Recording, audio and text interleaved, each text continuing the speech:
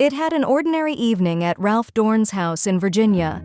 Harley, his golden doodle, was lounging by the fireplace, his tail lazily thumping against the floor.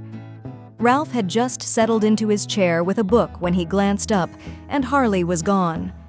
Confused, Ralph checked the usual spots: the kitchen, the backyard, even under the porch. No Harley.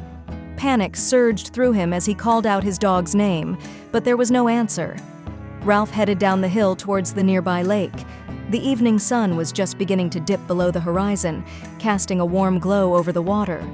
As he scanned the shoreline, something caught his eye. A small figure was moving through the water, but it wasn't just his dog. It was Harley, swimming with determination towards something in the lake. Ralph squinted, his heart racing.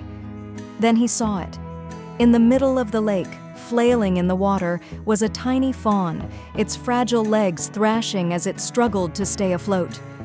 Ralph's heart leapt into his throat, but before he could react, Harley was already halfway there. With strong strokes, Harley paddled through the water. Ralph stood frozen, watching in disbelief as his dog, without hesitation, reached the fawn. Harley gently nudged the baby deer with his nose, guiding it toward shore, the small creature struggling but not resisting. Ralph hurried down the bank, his pulse pounding in his ears as Harley emerged from the water, the fawn wobbling beside him, soaked but alive. Harley, dripping wet, looked up at Ralph with his soulful brown eyes, as if to say, "I had to do it." Ralph was speechless. He knelt beside them, stroking Harley's fur, his heart swelling with pride and awe. He made sure the fawn was safe before it wobbled off into the woods, disappearing into the trees. But that wasn't the end of their story. 2 days later, Ralph noticed Harley acting strangely again.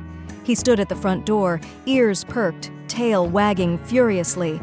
Ralph opened the door and they both heard it, a faint, desperate bleating coming from the woods. Harley bolted, running towards the sound, and Ralph hurried after him. When they reached the edge of the trees, there it was, the same fawn, bleating softly as if calling for Harley.